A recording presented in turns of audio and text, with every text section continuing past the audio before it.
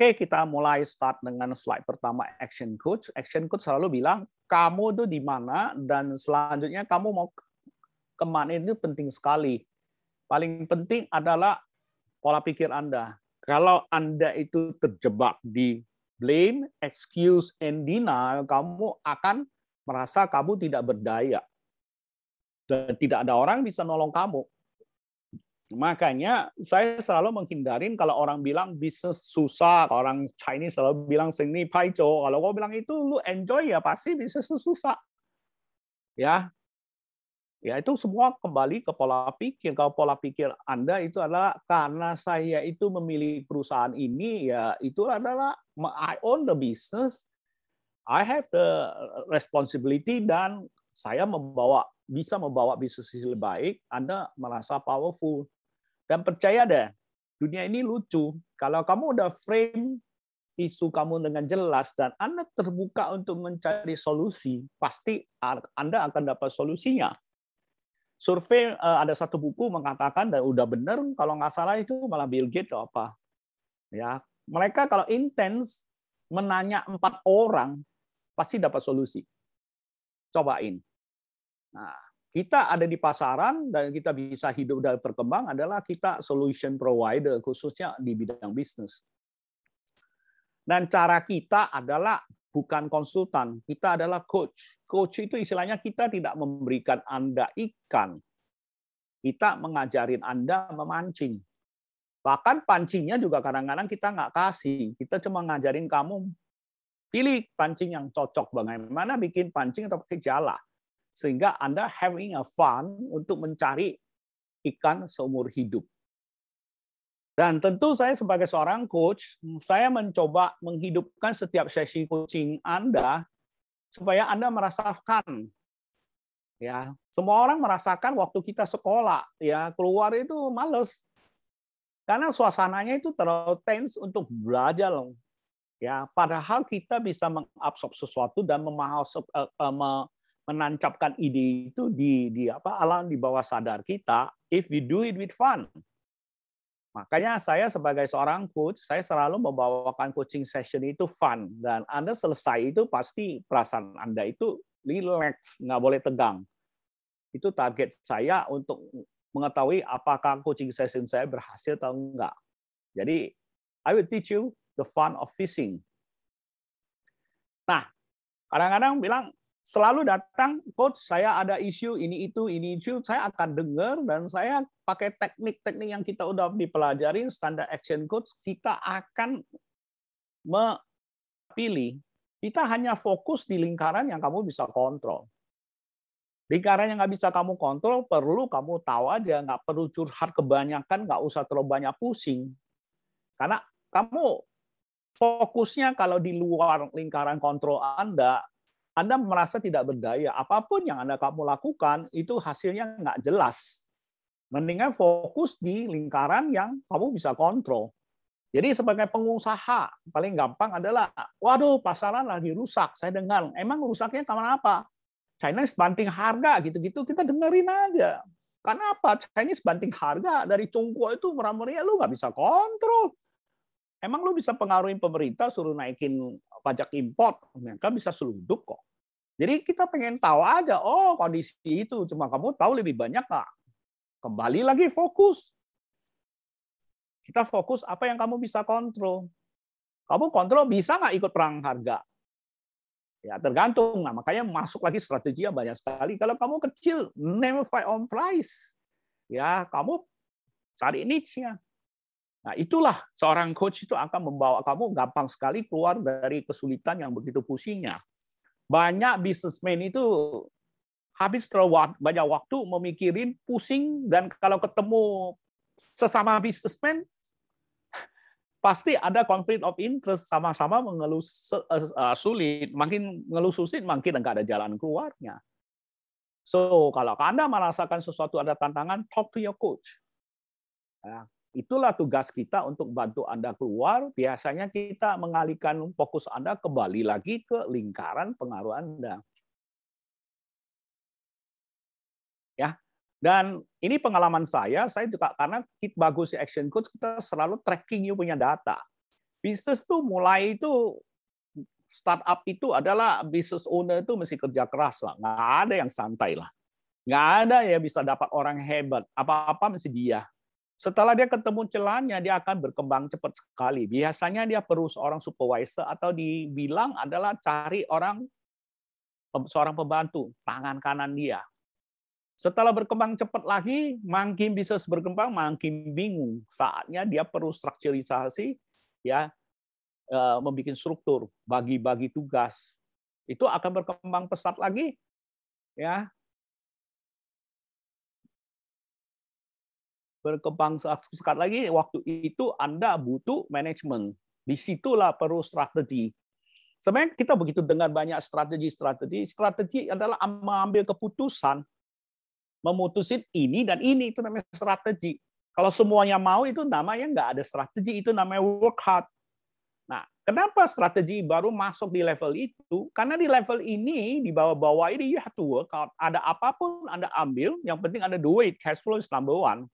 Tapi udah titik tertentu, Anda mesti tentukan strategi. Kalau kamu jual arloji, kalau kamu Rolex, dia ada strateginya main di atas. Kalau kamu punya arloji tidak ada merek, mungkin kamu strateginya beda. Ya, strategi is a choice. Nah, setelah naik lagi, ya, dorong enak, udah nggak jalan lagi. Karena situasi pasaran udah beda segala macam. Anda perlu paradigm shift. Strategi itu mesti di-establish lagi yang lain. Finally, kalau udah cukup gede, ya biasanya omset sebulan bangsa 3-5 M sebulan, saatnya kamu butuh seorang GM atau CEO. Sehingga Anda terbebas ada waktu untuk memikirkan next-nya. Itu business growth strategy. Nah, berhubung klien kita udah lumayan, yang rata-rata ya minimal yang dari kecil ke atas, mulai ada yang ke atas, kita mulai membawa mereka masuk ke level berikutnya. Kita banyak ngomong strategi, kita banyak program kayak step up segala macam kok. Nah, kali ini saya akan bahas buku 36 strategi. Nah, bagi yang udah pernah ikut seminar saya, mungkin akan bingung, Coach, apa bedanya dengan Sun Tzu Ping Fa, strategi Sun Tzu yang terkenal? Ya, kita lihat Chinese ini adalah suatu bangsa yang paling unik di dunia. Sejarah arkeolog udah membuktikan ada bukti-bukti artefaknya selama 4.000 tahun. Jadi mereka predik sebenarnya bangsa Chinese ini sudah ada 5.000 tahun yang lalu.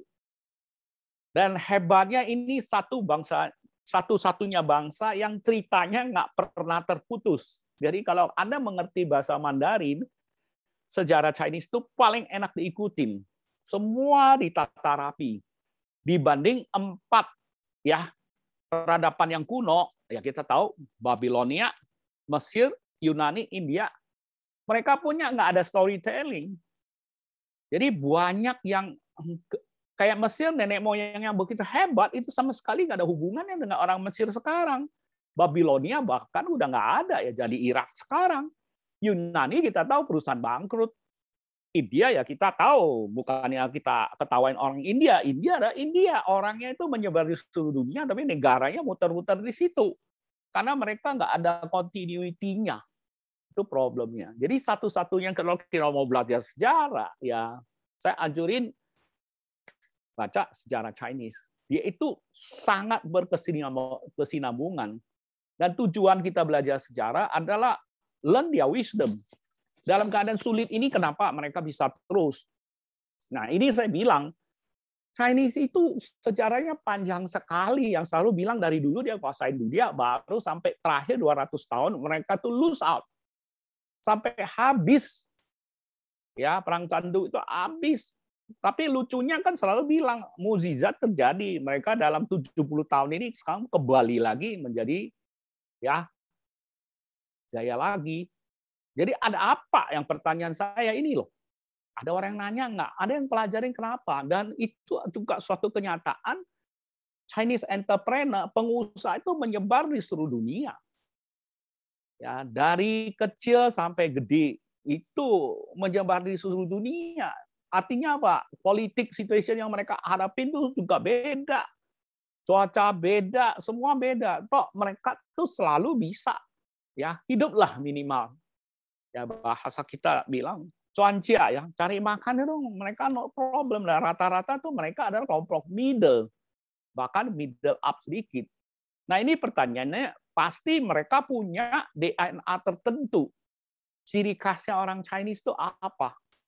Gitu loh.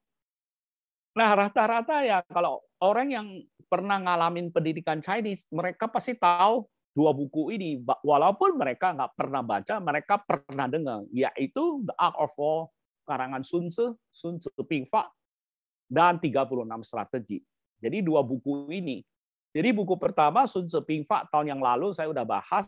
Kali ini saya mau bahas yang 36 Strategi. Nah, pertanyaan berikutnya, apa sih bedanya? Jadi Sun Tzu Pingfa itu adalah strategi sebenarnya. 36 strategi itu apa? Lebih tepat sebenarnya saya terjemahin itu taktik. Jadi itu grand strategy, kalau ini implementation strategi atau disebut taktik. Jadi beda sekali. Sun Tzu Pingfa itu udah jelas diakuin dunia sebagai the maestro of strategy. Ya, jika bakalnya strategi itu berdasarkan buku ini, bahkan ini buku itu menjadi standar teks para akademi militer di dunia. Sementara 36 strategi itu diketawain oleh masyarakat dalam kehidupan sehari-hari. Dan Sun Tzu The Art of War jelas pengarangnya yaitu Jenderal Sun Tzu 2500 tahun yang lalu.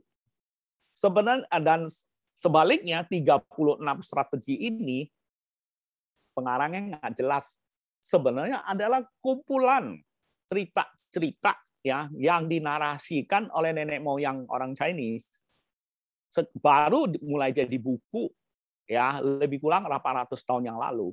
Jadi banyak cerita di San Liu Qi ini, 36 strategi ini adalah implementasi dari strategi Sun Tzu.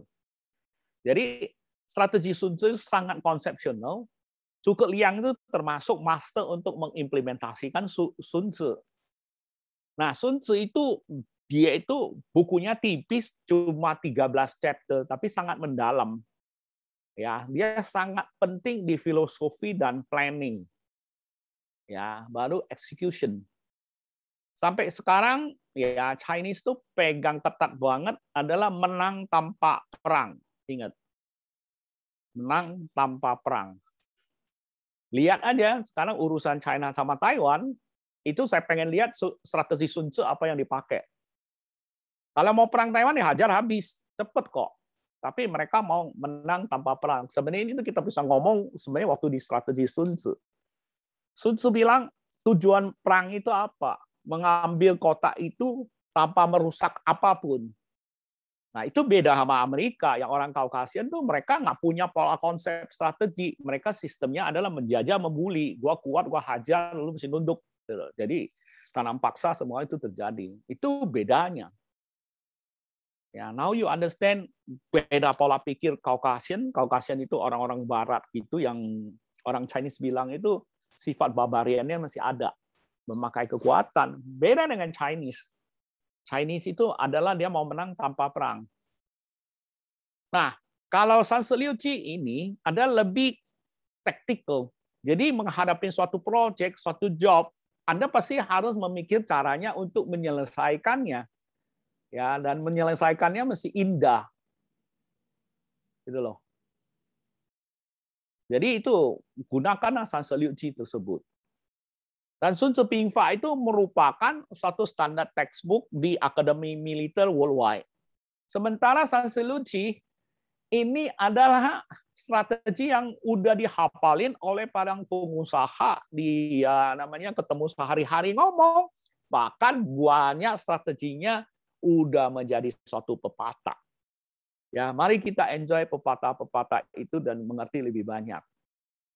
Nah, 36 strategi ini dia bagi 5 bukan 5. Satu itu 6, berarti 6 bagian. Ya. Bagian pertama adalah strategi untuk mengambil keuntungan.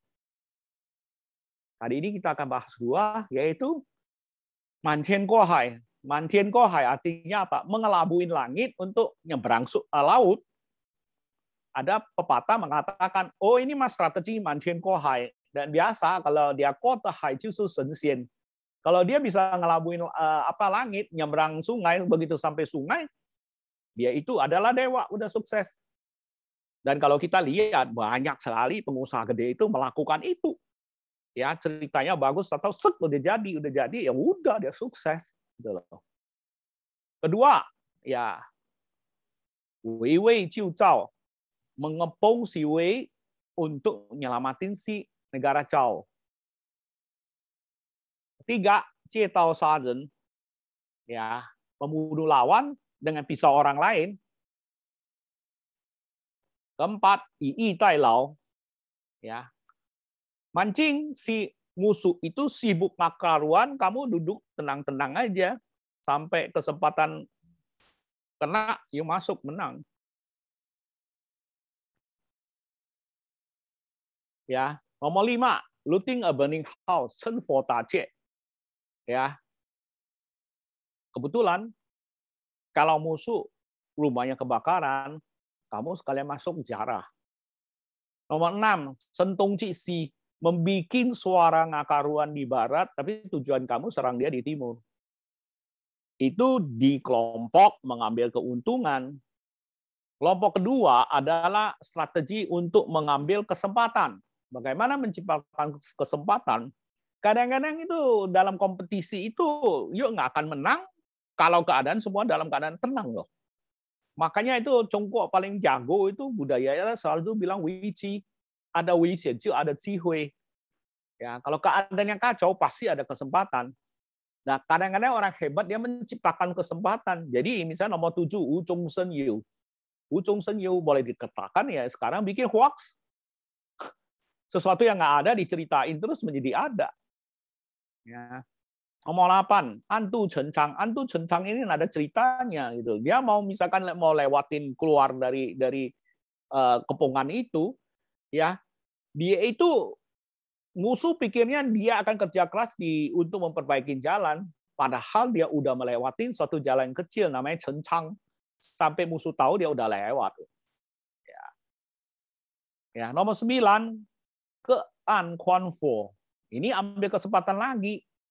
Ya, kalau di seberang sungai kebakaran, ya kamu tenang aja, kamu liatin aja kebakarannya. Nggak usah terlalu repot. Nomor 10, Xiao Li Chang Dao. Ya, ini di bisnis sering pakai. Ya, waktu negosiasi, waktu ketemu, ketawa-ketawa, semua bagus, oke, tapi di dalamnya itu mereka pegang golok. Saatnya kamu masuk ya good gitu loh.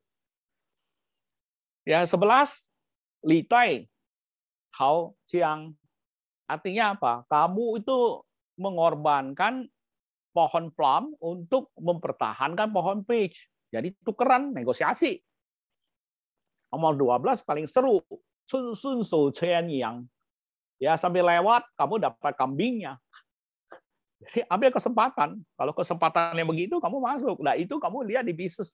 Banyak orang menjadi kaya, ya, because the first pail of gold. Keadaan kacau, dia Sun Shou Chen Yang. Ya, tahun 98 banyak yang kaya, ya Chris Mon banyak yang kaya gitu loh. Itu dia menerapkan Sun Shou Chen Yang gitu loh. Ya, kemudian strategi satu lagi adalah offensive strategi, strategi untuk menyerang. Salah satu itu hitting the grass to startle the snake, ta chao jin se. Tepok-tepok rumput biar si ular keluar. Ya, 14 jie si huan fen.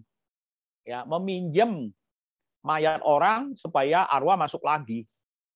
Itu sering bahasanya kerennya adalah ambil perusahaan yang udah bobrok.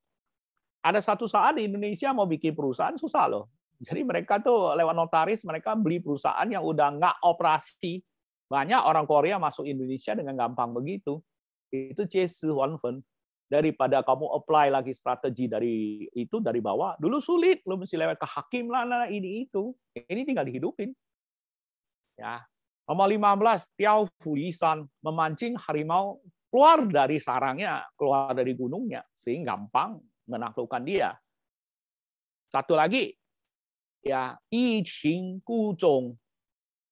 Ya, musuh yang kamu tangkap sengaja kamu lepasin untuk ya mendapat musuh yang lebih besarnya tangkapnya. 17, Pao Chuan Yin Yi, melempar bata diharap dilempar balik pakai batu giok.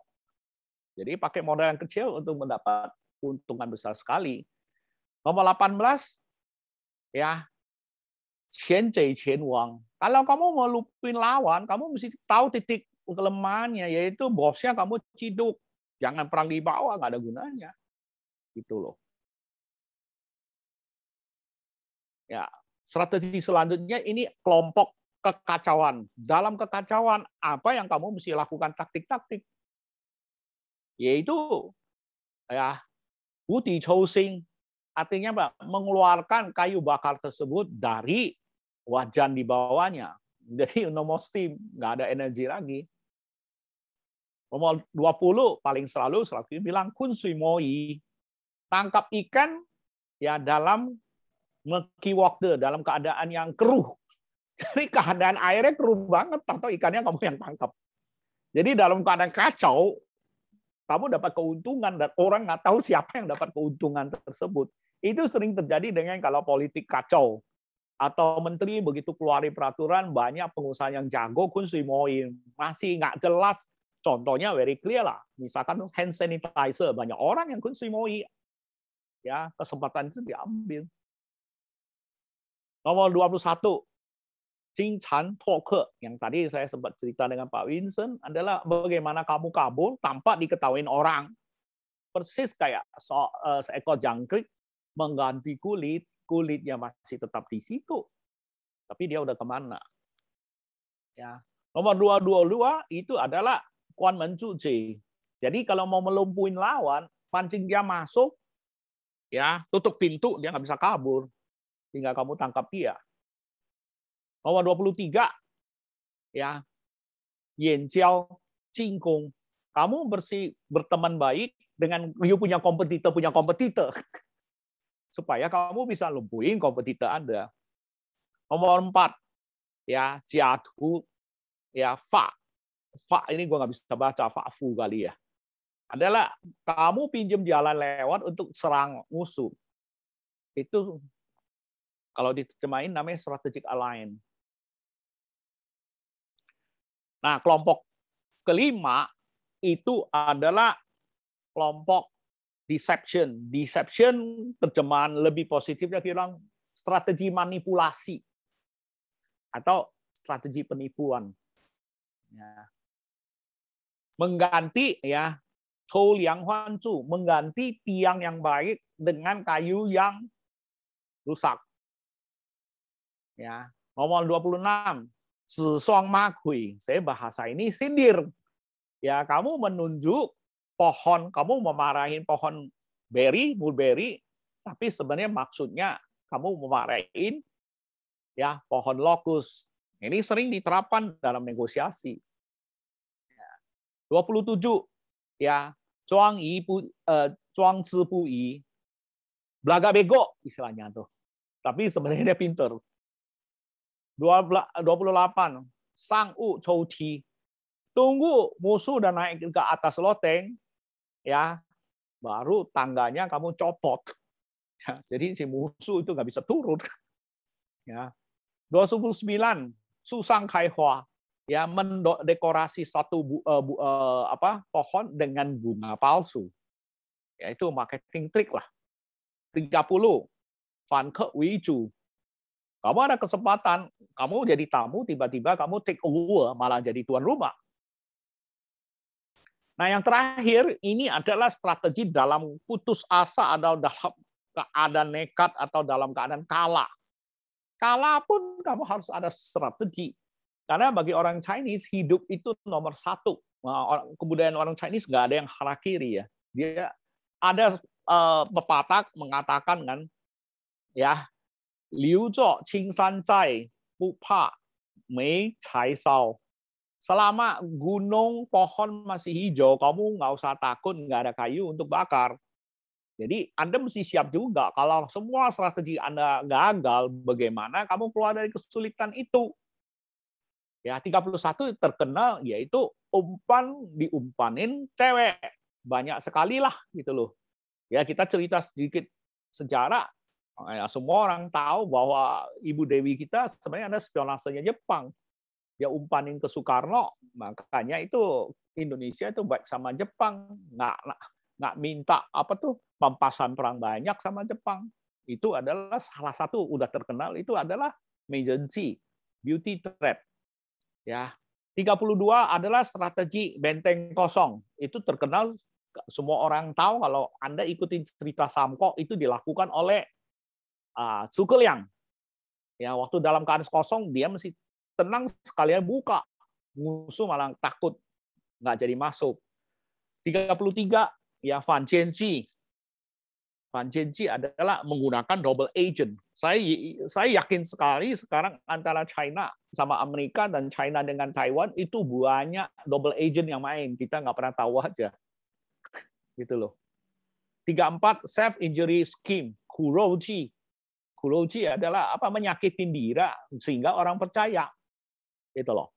Sebenarnya kalau kita lihat aja itu kasus kayak virus Wuhan segala macam itu Trump menggunakan kayak gini, dia sendiri kena, sekarang berbalik untuk menuduh Chinese dan coba meyakini dunia bahwa virus itu sebenarnya diciptakan oleh Chinese untuk serang dunia. Ya, tujuannya suruh dunia kepung China, suruh China bayar. Itu sebenarnya strategi semua orang tahu kalau you lakukan itu. 35, Lien Huanqi, yaitu strategi berantai. Nanti ada ceritanya. Nah, nomor 6 paling seru.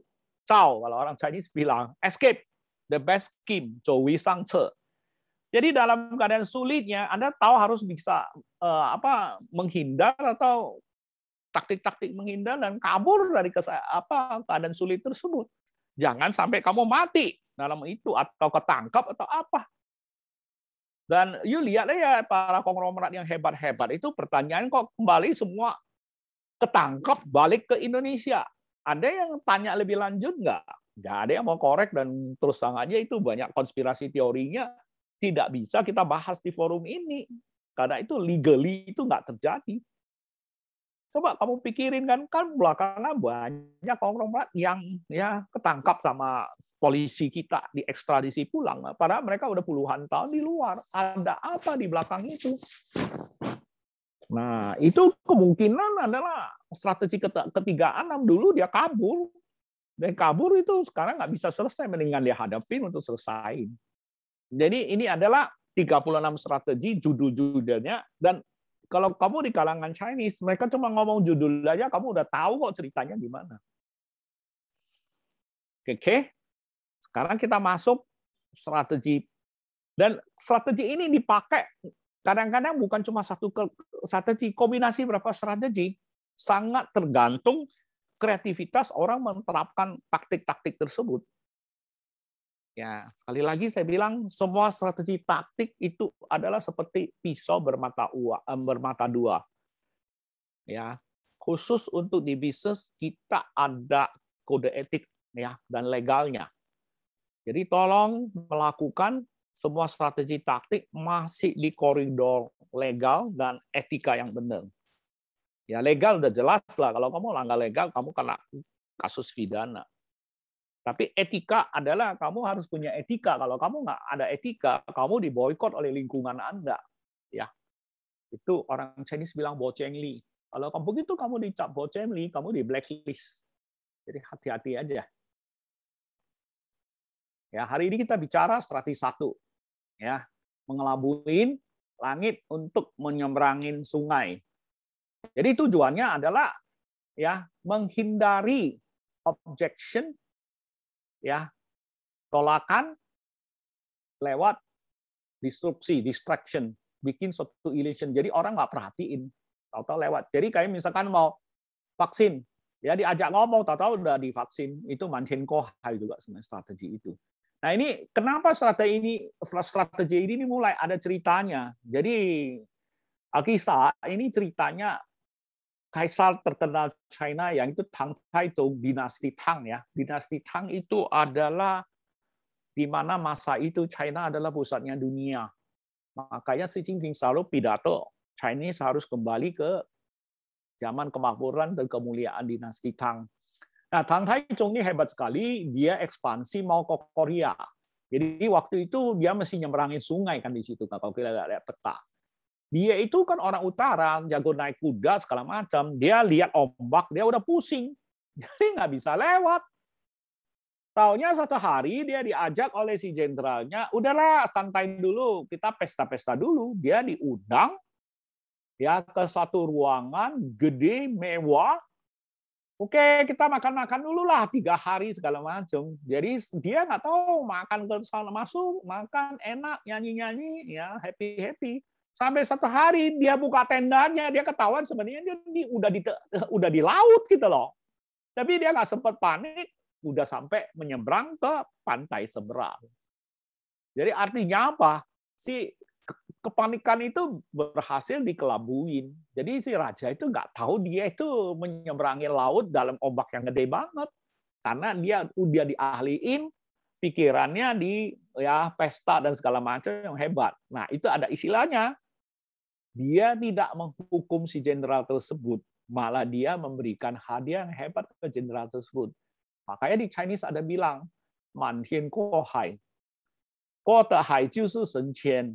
Kalau kamu ngelabuin langit untuk nyebrang laut, begitu sampai laut berhasil ya sampai laut, kamu udah dewa.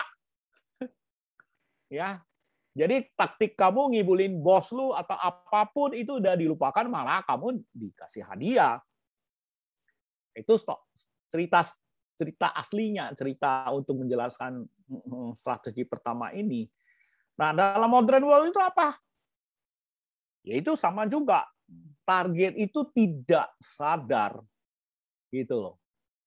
Target itu tidak sadar karena apa? Dipancingin ya tawar-tawar yang menarik sehingga begitu selesai kedua belah pihak itu happy. Nah, itu bisa diterapkan di 1, 2, 3, 4, 5. Kita lihat satu-satu aja.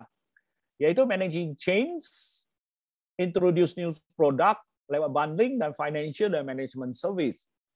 Kita lihat satu-satu. Management change, kita tahu dong, ya sebagai bos, CEO, segala macam, perusahaan itu kadang-kadang mesti rubah. Apalagi dengan pandemik itu, you have to change. Nah, change itu biasanya orang panik. Bagaimana kamu change without setting up a unnecessary fear? Itu loh, bagaimana kamu melakukan suatu perubahan tanpa ya tim kamu sadar. Ya. Karena dalam change di manajemen itu rata-rata orang tuh takut dipecat, gaji diturun segala macam. Nah, kamu sebagai top management atau owner, justru perubahan itu Anda mesti mempositioning kenapa kita rubah itu bagi kamu tuh lebih baik loh. Sehingga itu mereka lupa terhadap risikonya. Dan komunikasi mesti clear mengapa kita mesti berubah tersebut. Ya. Dan employee yang kepilih itu harus diajak menjadi perubahan terus di situ. Ya, harus ada feedback bagaimana mekanismenya. Sebaiknya perubahan itu pelan-pelan. Nah, itu sangat tergantung strateginya. Ada yang mesti perusahaan cepat plek-plek selesai. Tapi ada yang kalau dalam keadaan nggak genting, nggak usah mendadak. Perusahaan pelan-pelan, taunya selesai. Nah, ini contohnya paling gampang adalah karyawan lama yang udah nggak berprestasi. Gitu loh. Pasti perusahaan udah lama itu banyak senior-senior Anda yang itu. Kamu ambil kesempatan, misalnya pandemik ini saatnya untuk menyelesaikan mereka. Nah, Anda punya strategi nggak? Jangan kamu menyelesaikan mereka, langsung PHK-in mereka nggak happy, protes, mengacau. Semangat turun. Nah, caranya 2001, ada yang over, early retire, macam-macam lah. Ya. Dan itu setiap perusahaan hadapin situasi yang beda. Ya, as a coach, saya nggak bisa ngomong secara umum di situ. Semua perusahaan itu melakukannya dengan taktik tersendiri. Tapi ujung-ujungnya gitu, dibikin mereka nggak sadar, udah selesai. Ya, tapi paling penting itu mereka mesti percaya Anda. Kedua, ya, introduce new product. Ya, lu introduce new product tuh biasa orang nggak mau karena nggak apa. Ya biasanya kita tahu money back guarantee, ya coba dong money back guarantee, itu salah satunya. Jadi risiko nggak ada. Ya, udah itu tawarin training, ya kan barang baru saya nggak ngerti pakai, nggak apa-apa, gua training pakai. Ya, juga mengizinkan tawarin sesuatu, kamu boleh ya ambil sebagian dulu. Nanti yang belakangan ikutin. Ini sering dilakukan oleh bisnis properti. Ya, jual rumah kecil tapi di belakang ada tanah dengan catatan, oh sekarang kamu beli, nggak usah invest gede-gede kok. Kamu cuma bayar begini, rumah kamu kecil, cuma 1 kamar, 2 kamar, tapi belakangnya itu tanah kamu gede. Nanti kamu punya anak bisa bangun sendiri. Itu termasuk strategi ini. Akhirnya kamu pikir benar juga ya. Ya, akhirnya rasanya duitnya cocok, win-win solution. Ya itu selling basic yang bisa di-upgrade. Mobil juga gitu kan. Ya, special offer. Ambil sekarang, tanda tangan itu, Prodi aja melakukan itu. Diskon 20%. Tapi saya di luar kota, nggak apa-apa, Pak. Yang penting Bapak bayar sekarang, boleh tahan sebulan. Kapan kamu Bapak datang, kita udah siapin lagi semua. Package deal. Bundling. Ya, bundling adalah kamu mau beli A, dapat ABC. Ya. Itu sengaja di-pack, sehingga orang merasa itu gue beli itu murah. Karena kalau dijumlahin itu mahal. Itu teknik ini dipakai untuk menarik produk-produk yang slow moving. Ada juga package tour. Package tour paling cocok. Karena semua orang mau begitu ditawarin, waduh cuma bayar ya 7 hari kemana loh. Harganya udah all in termasuk makan loh. Semua orang sign dan pergi. Ya, jadi makanya ada yang seenaknya sampai ke sono foto-foto jalan. Basically it's like that. Kemudian priority banking service. Anda tahulah ya, kalau Anda duit banyak di bank Anda, kamu sering diteleponin oleh account manager, dipanggil Koko, dipanggil Cici lah ya. Kemudian beli elektronik gadget. Ya, kamu beli begitu canggih, yang kamu pakai cuma on off aja misalkan. Ya. Dan mobil juga. Gua tahu mobil gua ternyata ada cruise control. Kapan gua pakai cruise control, Bang? Karena gua nggak ngerti gimana pakainya. Coba di tol, oh itu baru gitu. Jadi itu adalah package deal. Ya tawarin sesuatu yang sebenarnya nggak ada fungsinya. Tapi karena saya merasa itu canggih, akhirnya saya nggak nawar harga. Ya, key point adalah customer feel happy, not perceive the non-usage feature as losses. Sebenarnya kamu bilang gua nggak mau itu, minta diskon. Ya, mereka ketawa, Pak, itu dari pabrik. Nah, disitulah mereka bundlingnya kamu berhasil jual lebih tinggi. Ya, tujuan bundling itu untuk menaikkan harga ya. Jangan terbalik bundling turunin harga ya. Itu bukan strategi, itu namanya kasih duit ke orang. Tujuannya adalah menaikkan harga, tapi orang yang beli itu tidak merasa harga itu naik. Financial expansion. Nah, perusahaan rata-rata waktu mau ekspansi ada kebutuhan cash flow. Kamu pinjam ke bank kena bunga pasti. Nah, mereka hebatnya ya kalau apalagi go public muncul istilahnya right issue. Ya, menerapkan konsep ini sehingga shareholder yang lama ini cenderung akhirnya masukin duit lagi. Lewat apa? Ya, Anda yang main saham jauh lebih tahu lah. Price the right below market price. Dia bilang ini perusahaan harga saham udah mahal, jadi kita pecahin jadi separoh. Ya, dan untuk yang pemegang saham gini diberi kesempatan berapa hari, masih boleh beli di harga lama atau murah. Soalnya kalau enggak udah dipecah harga mesti naik gitu. Ya. Dan ada yang diklaim bonus ya. Akhirnya si pemegang saham ini perusahaan doing well. Kenapa sahamnya naik? Ya, kenapa dia pecahin saham satu jadi 2? Supaya bisa menarik investor lebih banyak dan saya ditawarin kesempatan pertama untuk beli. Akhirnya saya masukin duit. Ya. Jadi kira-kira itu dan menciptakan isu oversubscribe. Kan yang ngomong mau keluarin right issue tanggal gini ini diutamakan bagi pemegang saham lama itu udah jual. Dengan sendirinya apa? Akhirnya kamu tambahin duit kan, masukin duit. Shareholder perceive the company is doing well and holding more share now. While company benefit from raising additional capital without over leveraging. Jadi nggak usah pinjam ke bank. Dia dapat dana segar dari shareholder yang sekarang ada. Management and service biasanya merubah situasi yang sangat membosankan menjadi exciting dan fun. Itu biasanya dilakukan, contohnya semua terkenal SQ. Naik pesawat itu sangat membosankan loh. Kalau kamu terbang dari Jakarta ke New York tuh 16 jam itu sangat-sangat membosankan, cuma makan tidur segala macam. Bagaimana kamu bikin naik SQ itu tidak bosan? Banyak dia tawarin. Ya, mulai dari Changi Airport, ya, experience of the travel, ya, stewardess-nya cantik-cantik, makan minum seenaknya kamu, mau minum wine berbotol-botol dilayanin, sehingga kamu tuh nggak merasa itu jenis itu bosen, tahu-tahu udah sampai. Pancin Kohai, bener nggak? Yang paling hebat lah, Cyril Cruise. Ya, kamu tahu nggak satu cruise kali jalan dia ada fixed cost-nya, makanya ditawarin super murah. Dan kamu di cruise 3 hari itu, aduh gila. Cuma liatin laut apa kamu nggak bosen? Tapi akhirnya orang beli cruise itu mau main di kapal di situ tujuannya apa? Sebenarnya cruise kasino.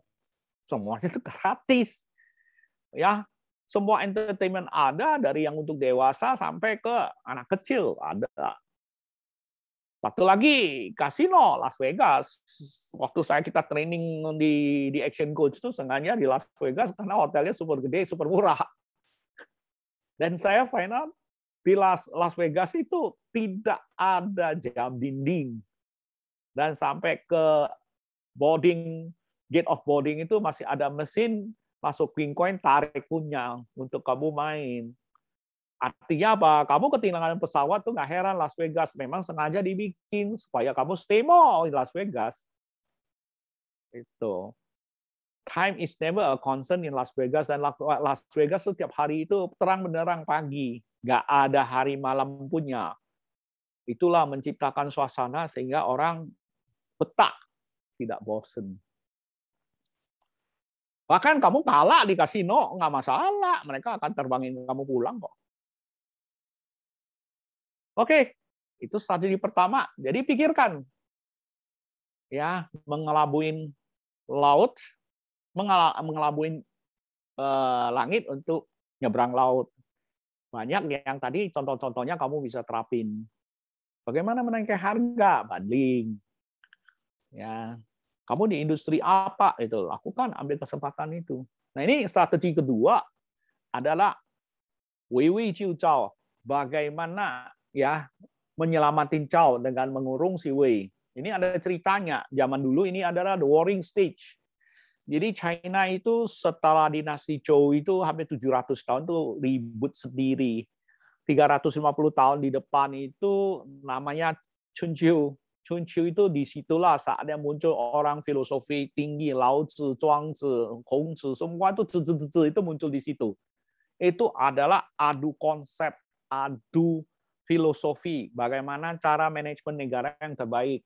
Dan waktu itu disebut negara sebenarnya adalah para wolot ya yang kecil-kecil. Nah, mereka itu menghargai orang pintar untuk mengenal ceritanya.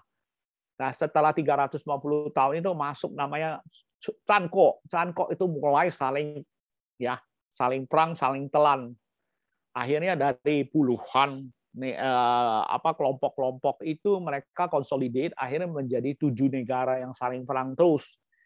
Jadi ini ceritanya ada di mana negara Wei ya menyerang negara Zhao, di mana Zhao adalah negara yang lebih lemah, bakal ditelan, dan negara Zhao meminta negara Qi untuk tolong.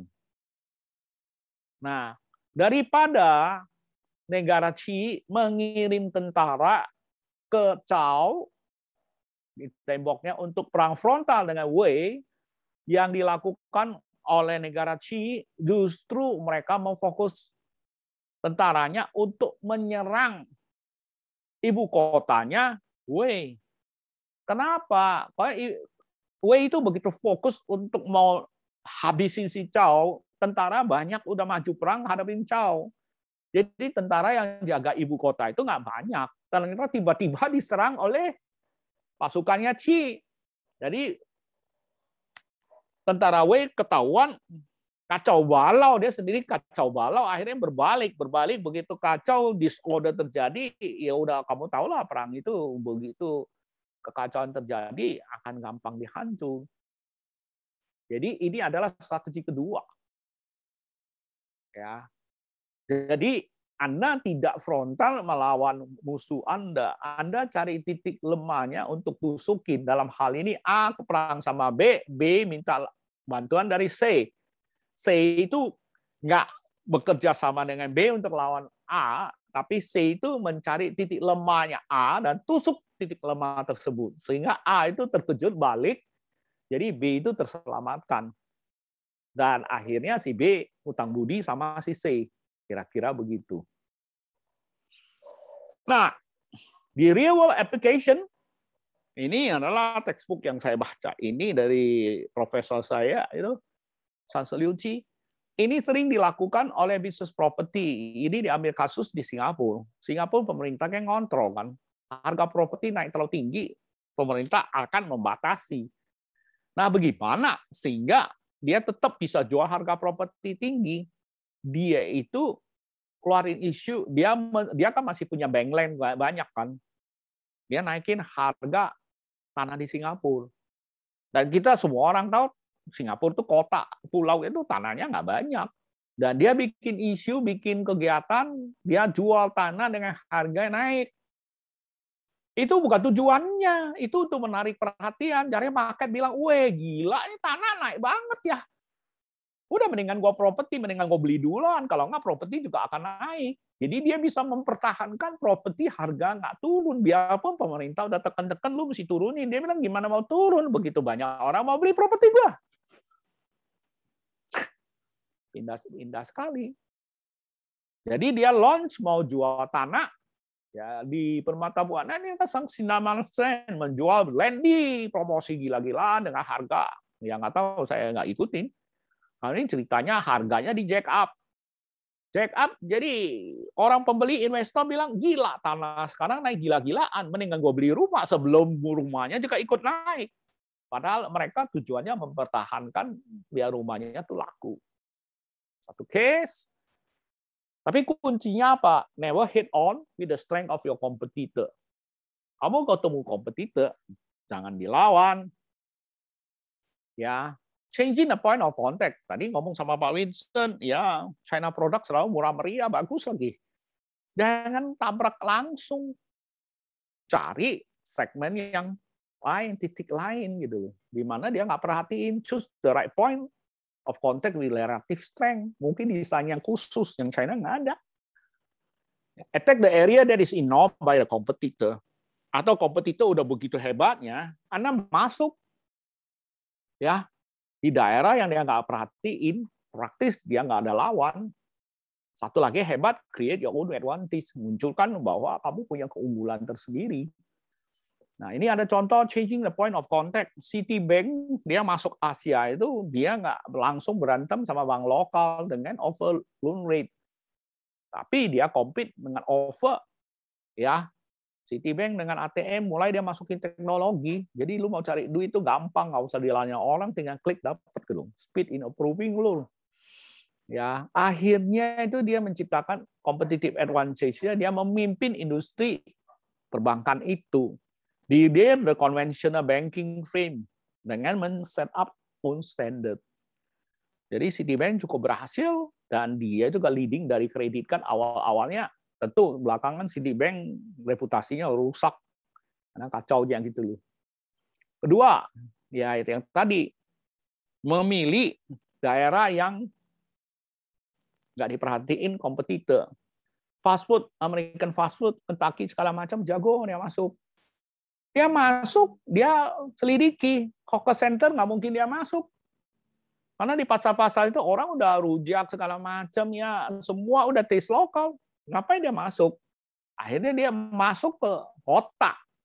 Ini khusus di kasusnya Singapura, dia itu tidak membuka di pusat masyarakat, dia justru bukanya di prime area, itu menarik turis segala macam.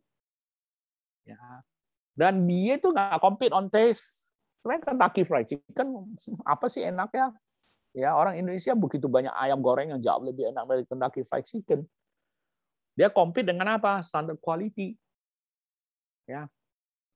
Tempatnya bersih. Ya, orang duduk berjam-jam nggak mau pergi. Ya, dan dia pasang iklan dan dia mempromosi Western file food. Dari orang namanya food kan, tiap hari makan gudeg segala macam, pengen coba punya Kentucky. Mulai generasi muda merasa makan gudeg itu kuno banget.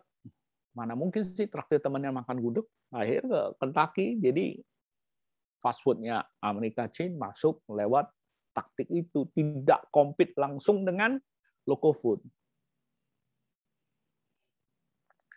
Kemudian ciptakan keunggulan Anda sendiri. Biasanya kamu fokus niche market. Niche market adalah suatu market yang kecil ceruk doang, tapi kamu in-depth.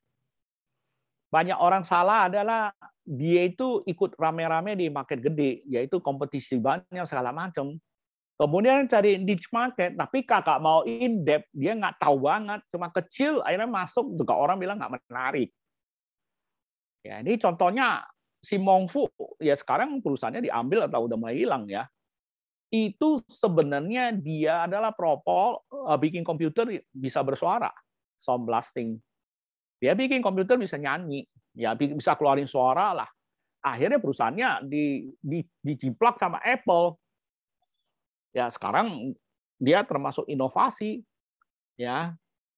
Jadi Steve Jobs muncul iPod segala macam itu semua berdasarkan inovasi itu. Terakhir dia menang SU dari Apple kok. Tapi kreatif Sound Blaster ini juga belakangan udah hilang, mungkin udah dibeli.